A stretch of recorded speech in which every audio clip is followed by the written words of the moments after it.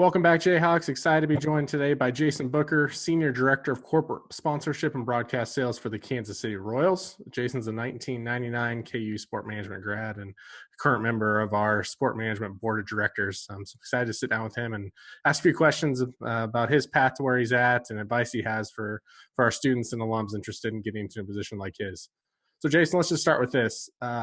Before all this, we were going to have our alumni conference, and you were going to give a presentation titled "What do partners want? The changing landscape of the ROI model in sports marketing." Just give us a kind of brief version of what that presentation would entail. Yeah, I think expectations from partners to teams right now has really changed. And I'd say that really in the last 3 to 5 years from a measurement perspective. There's certain partners that we work with. Fanatics is one that has a team scorecard that they send out that we have to fill out on impressions, media value, over delivery on assets, things that we do outside the contract that benefit the overall partnership. We did an all-star send-off and did a jersey presentation for Witt, who made the all-star game.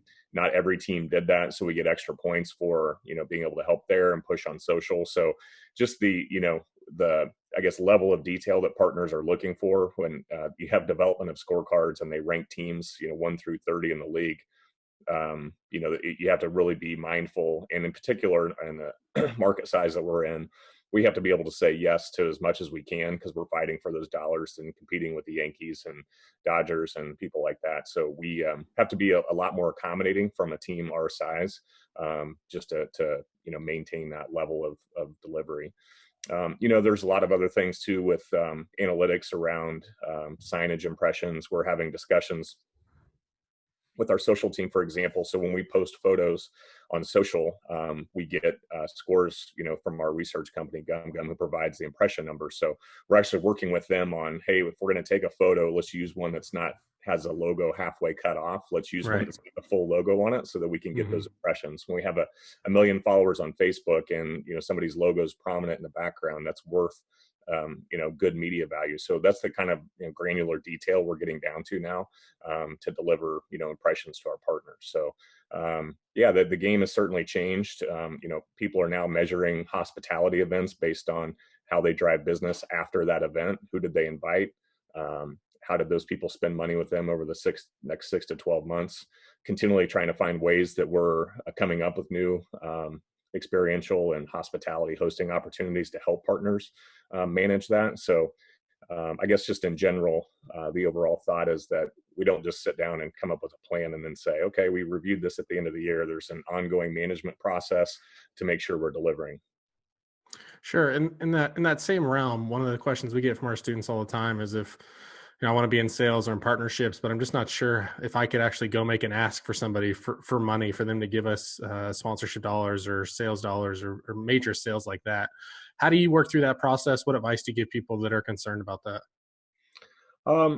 Sales isn't for everybody. So I think, we have on our team, we've got 5 salespeople that are full-time, 4 activation team members. And I've got a few of the people on the activation team that just say, I don't want to sell. I like activating. I like relationships, but I don't necessarily like living in the pressure of having to deliver on revenue every year. So I would say, first of all, it's not for everybody. You got to find out if it makes sense for you. And certainly when you're a college student, you're still trying to figure that out. You don't have the answer. You haven't been put in a real world environment to go and sell. So some of it is a little bit of sink and swim. When you get into your internship, I know when we have our interns come in, we try and give them a little bit of exposure on both sides to see if, okay, yeah, I think I could get into the sales world, let them listen in on conference calls or even invite them to meetings just to see here's the process and how it works, but also want them to understand how compensation plans work differently on the sales side with commissions for activation that's a little heavier on base salary. Just there's a little bit of a risk reward that you have in the sales side. Not everybody's, that has the ability to want to take that risk. But I think, as far as, making the ask and having that conversation with partners, the way I look at it is, we're not used car salesmen. We're really marketers at heart. And so it's trying to find the ways that we can provide solutions to partners. So I always look at it as we're really problem solvers and marketers and not, hardcore salespeople. Consultative selling is something that's a topic we talk a lot about as a team. So I think if there's some fear there of, hey, I'm not sure I could really go in and just, cold call and sell and go through the process, it's really more relationship building than anything. And I think it's just becomes a comfort level, of people who want to be in that environment and want to be competitive and chase dollars and have the reward of, getting the success on the back end with commissions. Very cool. So let's shift gears a little bit. So looking back to your first jobs in sport, obviously you started in intercollegiate athletics. What are a couple of things that you wish you'd done differently or advice you might have had for your former self, knowing what you know now? I guess the first thing I'd probably say is you don't have all the answers. I think sometimes when you get out of college or grad school, you think, gosh, I've got this degree and I've really worked hard to get to this point. And I think, really taking time and learning from people early in my career. I think there were some people that I was around that I probably could have spent more time fostering a better relationship, mentors and things like that. It took me probably 4 or 5 years to really figure out, okay, these people are people I can learn from and they can help me. I don't have all the answers and I don't really know how this business works.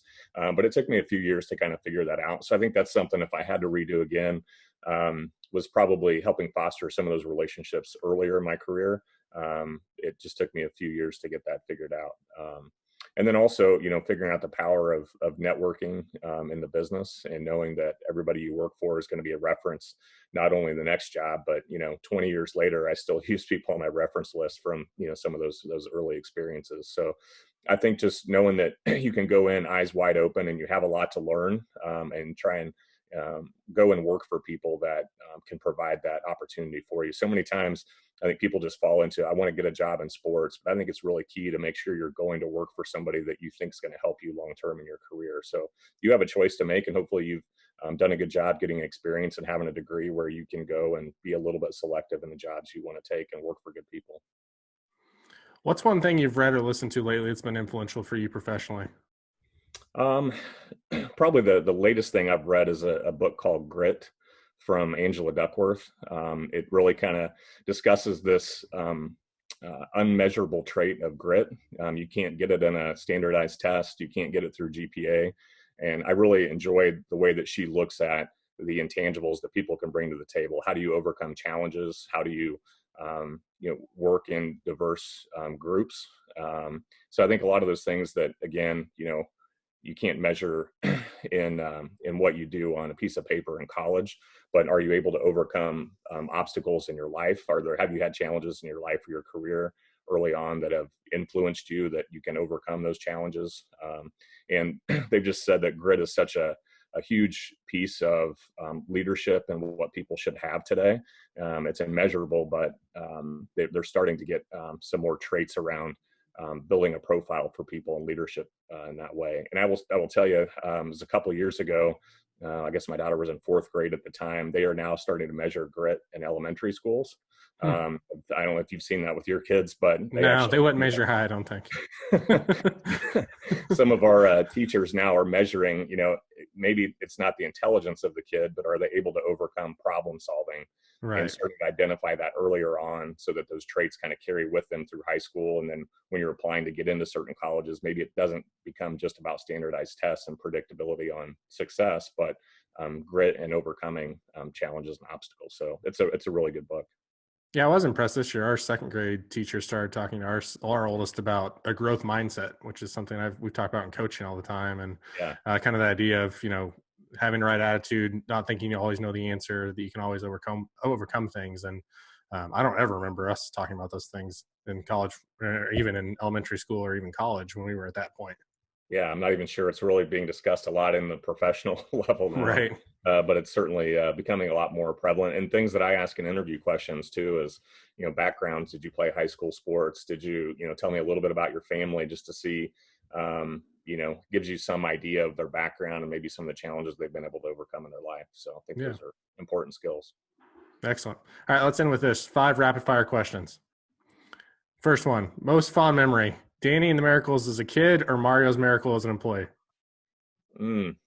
Mario's Miracle for sure, just because I was there in person and got to live and breathe it.